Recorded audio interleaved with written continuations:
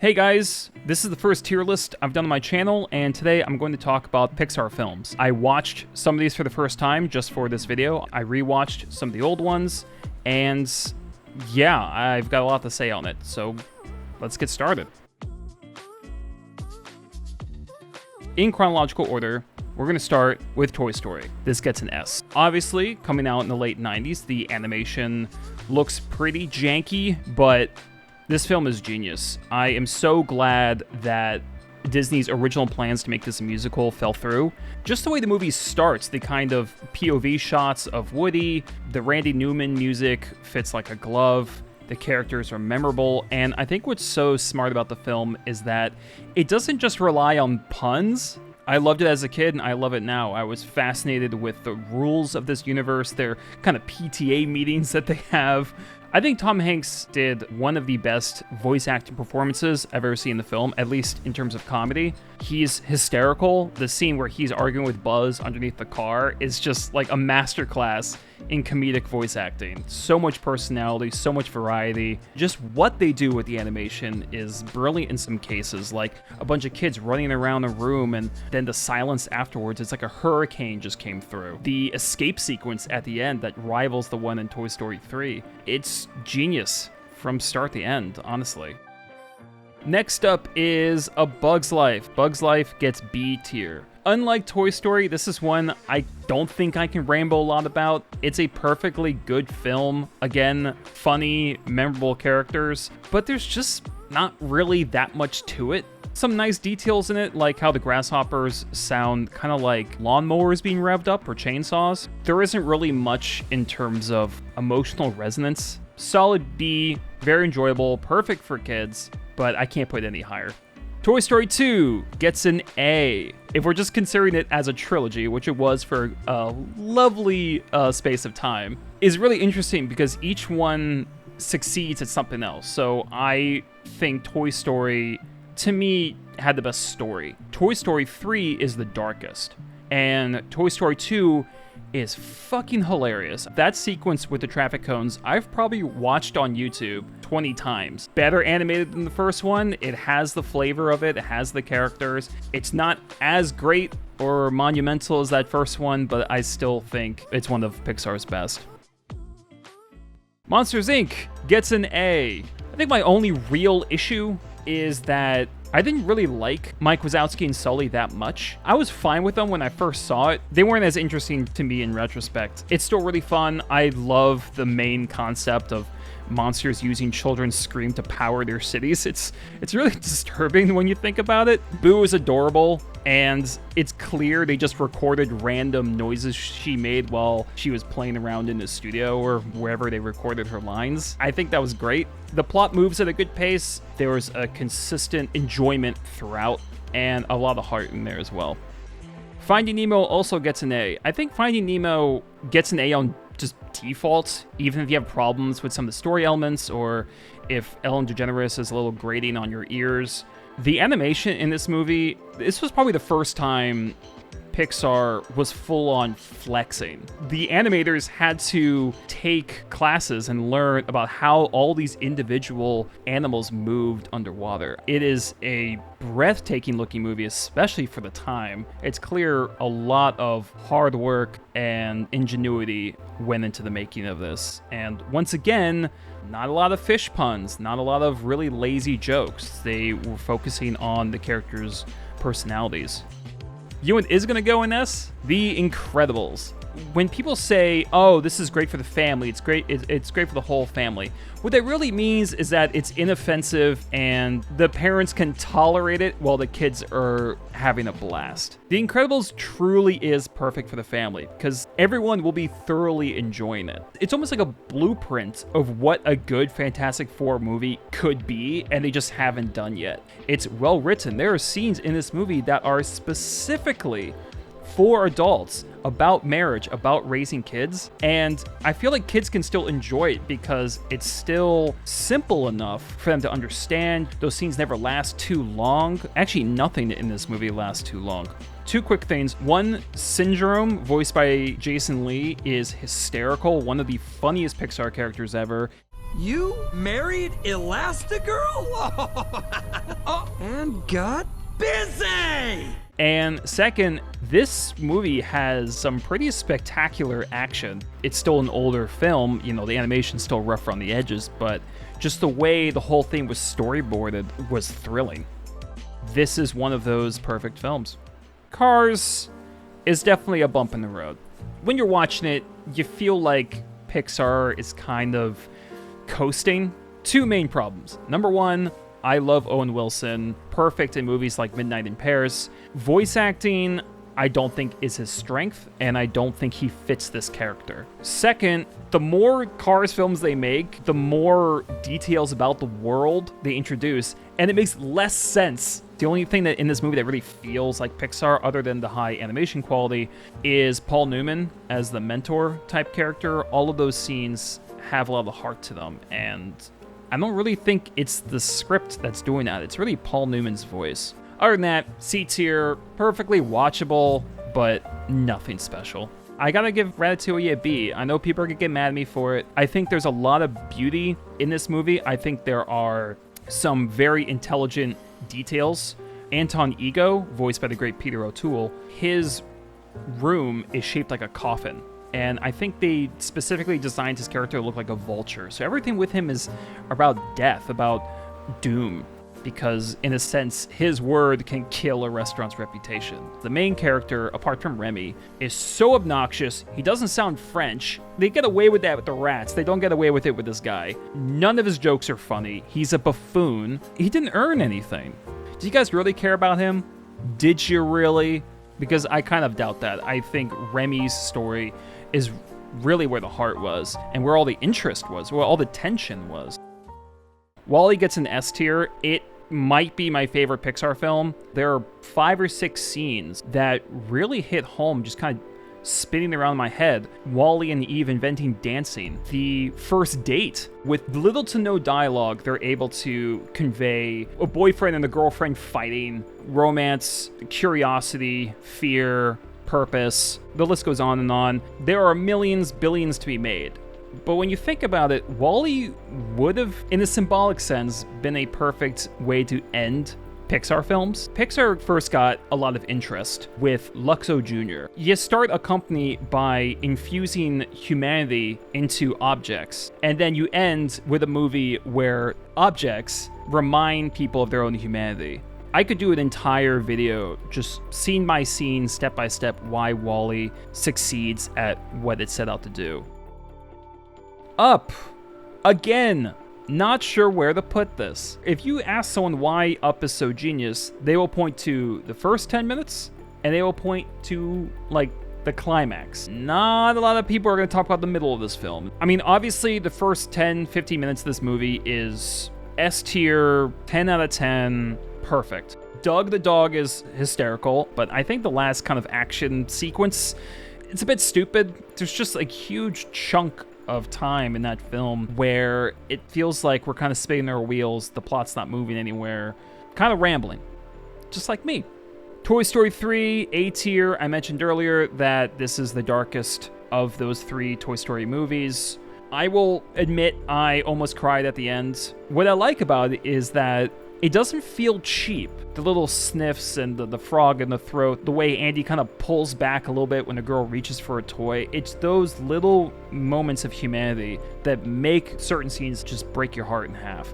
Of those 3 films, it is my least favorite. I think there's too many characters, especially with the villains. There's a wardrobe montage that's very stupid. I know I said symbolically that WALL-E would have been an apt finale to the Pixar saga. Visually, Toy Story 3 would have been just as perfect. If Pixar had ended there, even though there were some good films to follow, I think it would have been the laying down of the best poker hands ever. Just the biggest double gut punch at the end. Cars 2, piece of shit.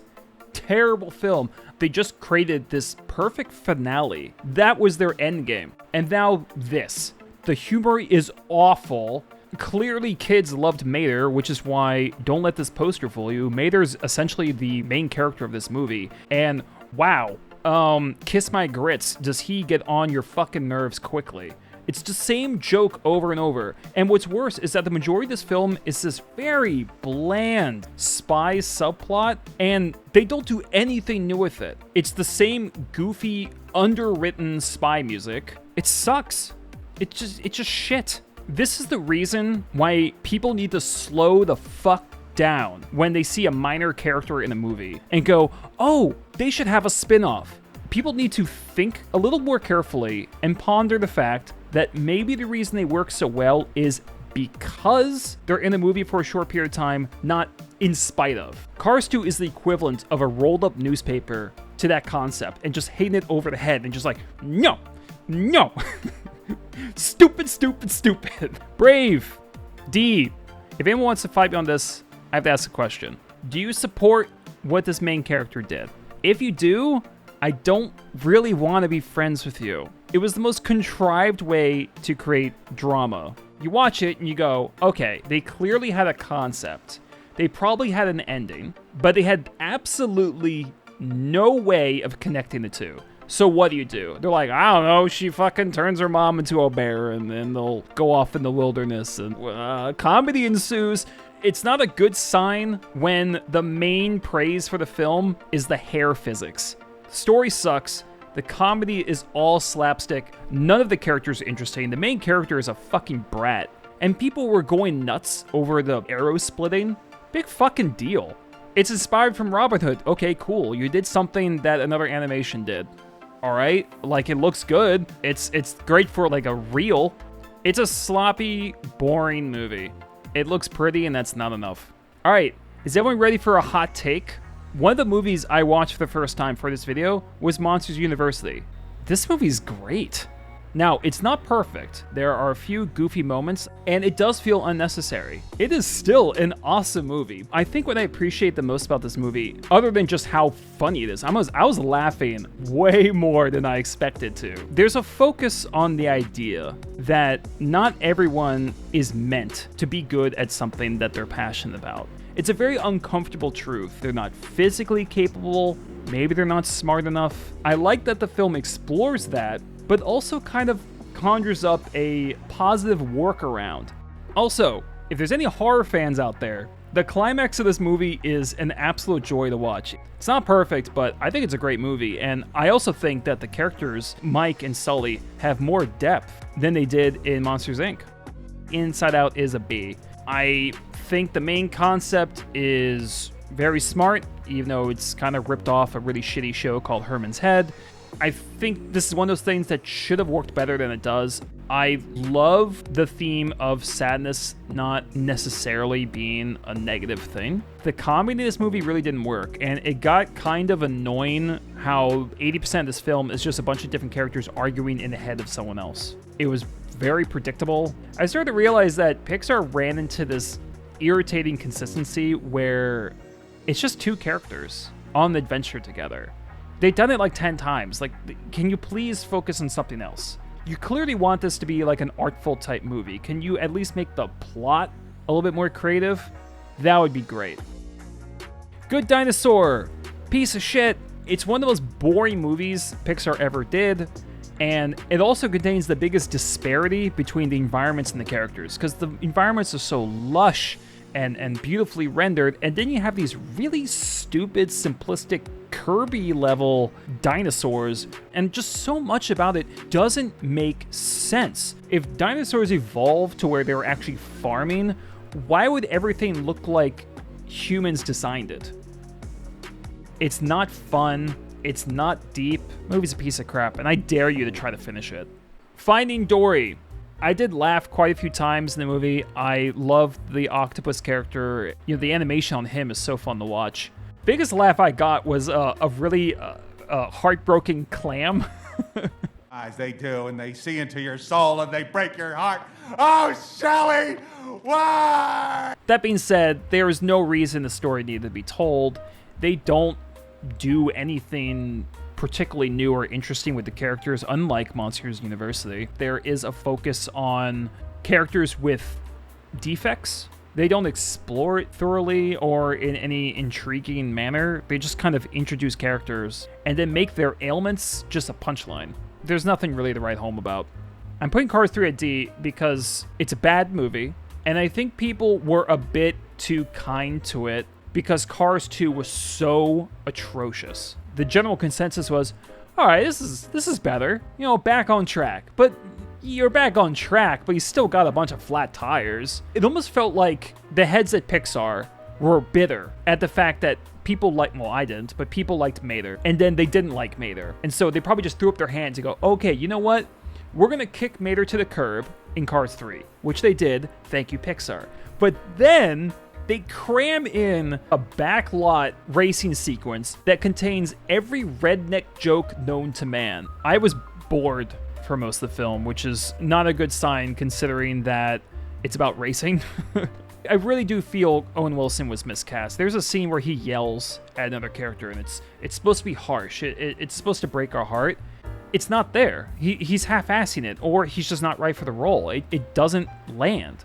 Finito, if I lose, I never get to do this again. If you were a racer, you'd know what I'm talking about, but you're not. Coco. Slightly overrated, but still enjoyable. I'm putting at B. The part of the movie I found the most interesting was before the fantasy elements were introduced. Also, I watched the movie with someone who is Mexican, and it was really interesting hearing their feedback on all the little details they got right. Very accurate toys that were being set out prior to Day of the Dead. Everyone cowering in fear because of the woman's chancla, which is a infamous thing in Mexican culture. Basically, your mom's beating the shit out of their kids with a sandal. So all those details were right. Once you went to the fantasy elements, it was just like a purple and orange blur. I also think the villain was badly written. I don't understand why there was a montage during what was supposed to be kind of a ticking clock mechanic in the plot.